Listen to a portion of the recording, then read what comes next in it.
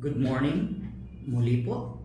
Naririto na naman tayo, isa na naman pong edisyon ng isang morning devotion para sa ating lahat at naway samahan niyo akong muli. Ngayon po ay araw ng Miyerkules, December 11. At ang ibinigay na pamagat para sa ating pagbubulayan ay growing your steadfastness can bring peace. Lumalaki ang ating pagiging matatag upang magdala ito ng kapayapaan. Sabi sa Bible verse mula sa Isaiah, Kabanatang 26, talatang 3, iyong iingatan siya sa lubos na kapayapaan na ang pag-iisip ay sumasa iyo, sapagkat siya'y tumitiwala sa iyo. Pagpalain nawa sa pagkakabasa ng salita ng Diyos. Tayo po ay sandaling manalangin. Salamat Panginoon sa umagang ito dahil muli naririto kami upang mag-aral, lumapit sa iyo. Na ang aming umaga ay patuloy naming ipinagkakaloob ang munting panahon upang samahan kami, ingatan sa lahat ng aming magiging gawain sa buong maghapon. Tunghayan mo kami, Panginoon, sa pag-aaral ng mga salita mong ito at patuloy nawa itong maging pagpapala upang ang kapayapaan ay sumapuso ng bawat isa. Kaya, Panginoon, lumalapit kami upang kami ay samahan ng iyong banal na Espiritu. Salamat sa panibagong buhay at kalakasan na ipinagkaloob mo sa amin. At salamat sa pagkakataong ito na kami ay magkasama-sama.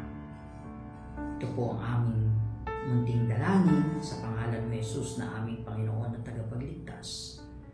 Amen. Yun po, yung aking binasa isang lata sa isang version at sa version ng Magandang Balita Biblia, ito rin po ang sinasabi niya sa Isaiah 26:3. Binibigyan mo ng lubos na kapayapaan ang mga taong matapat na tumatalima at nagtitiwala sa iyo. Iyon. Pinagpala po tayo muli at isang maganda at mapagpalang umaga sa bawat isa na patuloy na nagbibigay ng panahon sa ating pang-umagang edisyon ng pagbubulay sa ating Panginoon. Muli niyo po akong makakasama, kapatid na Jonathan. Lumalaki o lumalago tayo sa pagiging matatag ay nagdudulot ng kapayapaan. Amen. Sabi po ng talata na aking binasa, iyong iingatan siya sa lubos na kapayapaan na ang pag-iisip ay sumasa iyo. Tunay na iniingatan tayo. Bukod doon, ang kapayapaan ay sumasa atin. Ipinapaalala sa atin ng Diyos na bigyan kahalagahan ang ating mga kaisipan. Dahil dito nakasalalay ang ating ugnayan sa Panginoon at sa Diyos na nakamasid sa atin. At dito tayo lumalago upang ang lahat ng mabuti mula sa Diyos ay magamit at maisapamuhay. Masanay tayo sa paggawa, sa pagsasalita, at lalo't higit sa ating mga iniisip upang magdulot sa atin ng ganap na kapayapaan. Madalas tayo ay nag-aalala sa maraming bagay dahil nakagagawa tayo ng mga bagay ayon sa sarili nating pag-iisip at kakayahan, maliit man o malaking bagay, at nakakalimot tayong ilapit o idulog sa ating Panginoon. Kailangan nating ipagkatiwala sa Diyos ang ating puso at isipan. Ayon pa sa talatang binanggit sa Aklat ng Awit, Kabanatang 37, talatang 37, tandaan mo ang sakdal na tao at masdan mo ang matuwid, sapagkat may isang maligayang wakas sa taong may kapayapaan. Kaya po tayo ay pinagpala na matuto sa ganitong paraan kung saan talastas natin ang kahalagahan ng paglago upang matuto tayo at maging bahagi kung saan ang kapayapaan ay nakikita sa atin. Hindi man sa ngayon, ngunit ang pagkasi at habag ng Diyos ay hindi magluluwat at makakamit.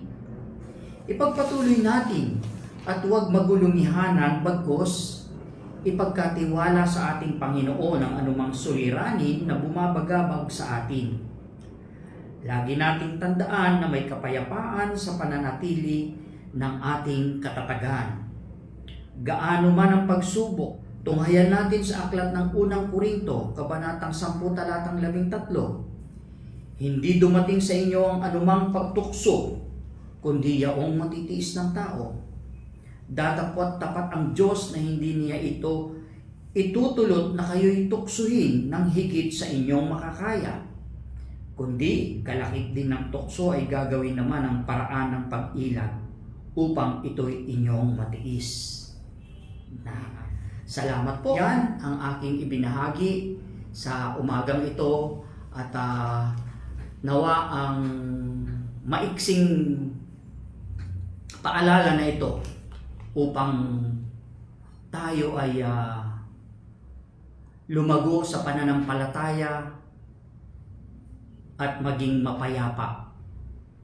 Gaano man yung mga dumarating sa ating mga pagsubok na ito yung nagsisilbing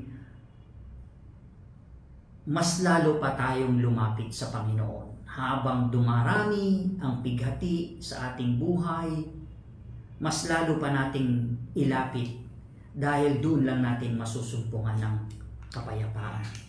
Salamat po. Muli po tayong manalangin. Dakilang Diyos, tunay na kapayapaan ang ipinagkakaloob mo sa amin sa bawat isa. Ikaw ang nakakakita ng aming mga kabiguan kung saan nadadaig na kami, Panginoon, ng panghihina.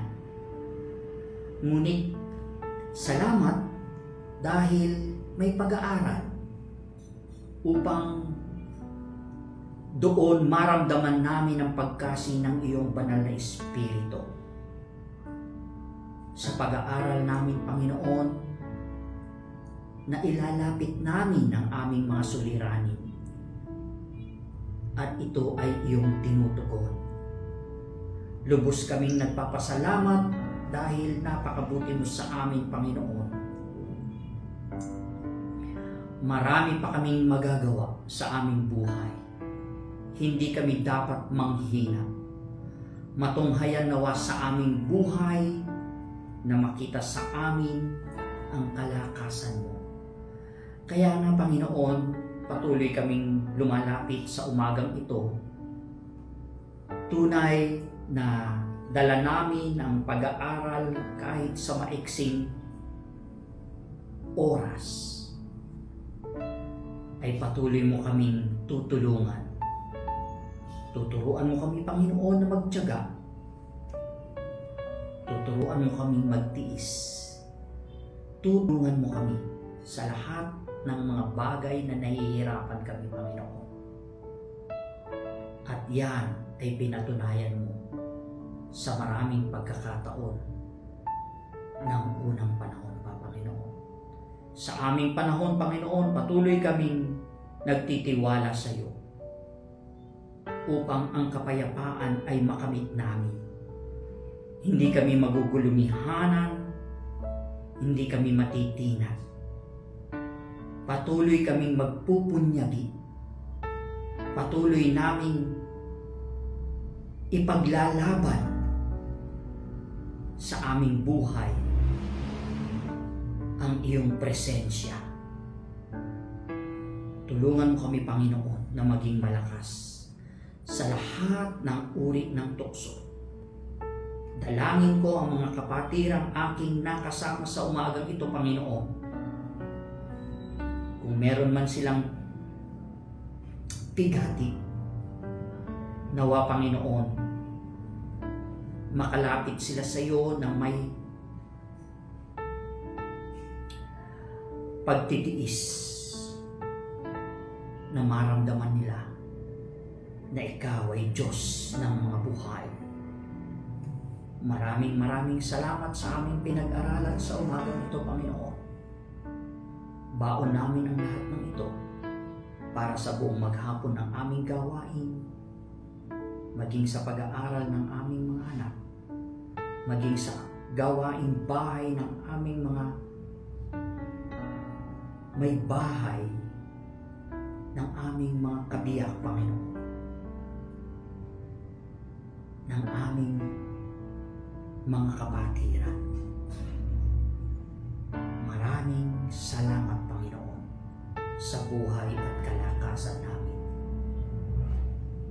Ito po ang aming samot dalangin sa pangalan ni Jesus na aming Panginoon at tagapagligtas. Amen. Nawa ang inyong narinig at natunghayan ay kalakasan na magagamit upang patuloy kayong patnubayan at ingatan sa buong maghapon. Salamat po hanggang sa muli. Sa Diyos po ang papuri. God bless us all.